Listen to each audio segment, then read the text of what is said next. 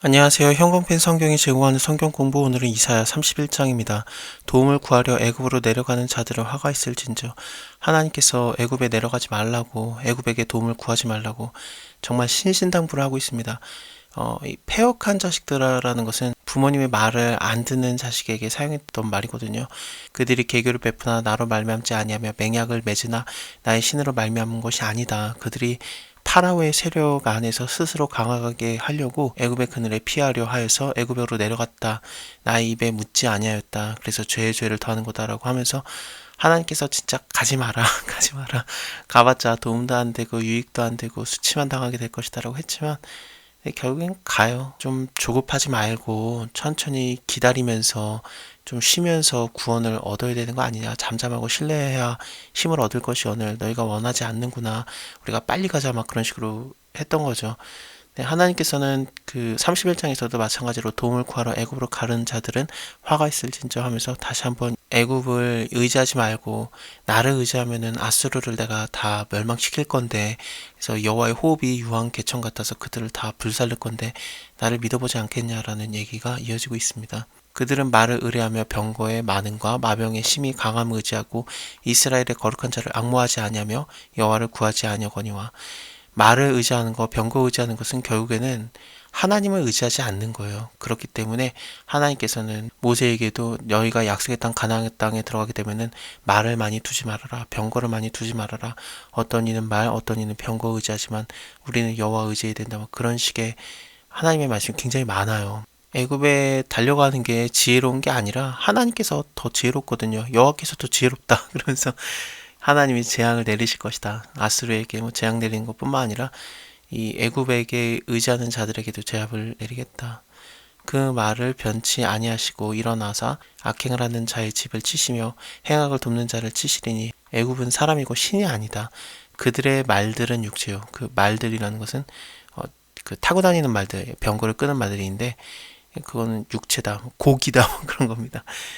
신이 아니지 않냐, 영이 아니지 않냐. 여호와께서 그 손을 드시면 돕는 자도 넘어지며 도움을 받는 자도 엎드러져서 다 함께 멸망하리라. 여호와께서 이같이 내게 이르시되 큰 사자나 젊은 사자가 그 식물을 움키려고 으르렁거릴 때 그것을 치려고 여러 목자가 불려왔다 할지라도 그것이 그들의 소리를 인해서 놀라지 아니할 것이요 그들의 떨물 인해서 굴복하지 아니할 것이라. 이와 같이 나 만군의 여호와가 강림하여 시온 산과 그 영 위에, 언덕이라는 뜻입니다. 그 언덕 위에서 싸울 것이며 새가 날개치며 그 새끼를 보호한 같이. 저번에 그 애굽에 가려고 했던 이유가 애굽의 그늘에 좀 보호를 받으려고 하는 거예요. 애굽의 그늘에 피하려 함이다라고 나오거든요. 그래서 하나님께서 직접 보호하실 건데, 그래서 그 새가 날개치며 그 새끼를 보호한 같이 하나님의 날개 아래 보호하시는 건데 애굽의 그늘보다 훨씬 낫겠지 않습니까? 나 만군의 여호와가 예루살렘을 보호할 것이다. 그것을 호위하며 건지며 넘어와서 구원하리라 하셨나니 이스라엘의 자손들아 너희는 심히 거역하던 자에게로 돌아오라. 이스라엘 자손이 얼마나 하나님을 심하게 거역했는지 이렇게라도 말하시는 겁니다. 도대체 하나님께서 뭐가 아쉬워서 이렇게까지 이스라엘을 계속 참아주시는지 모를 정도로 하나님의 오래 참으심과 자비함이 느껴지고 있습니다. 하나님의 은혜로 이는 너희에게 은혜를 베풀려 하시며 계속해서 기다리고 계시는 거거든요. 일어나실 것이다. 저희를 긍휼히 여기려 하심이라. 그렇습니다. 그래서 하나님의 오래 참으심이 이스라엘 자손을 계속해서 기다려주고 계시고 돌아오라고 하십니다.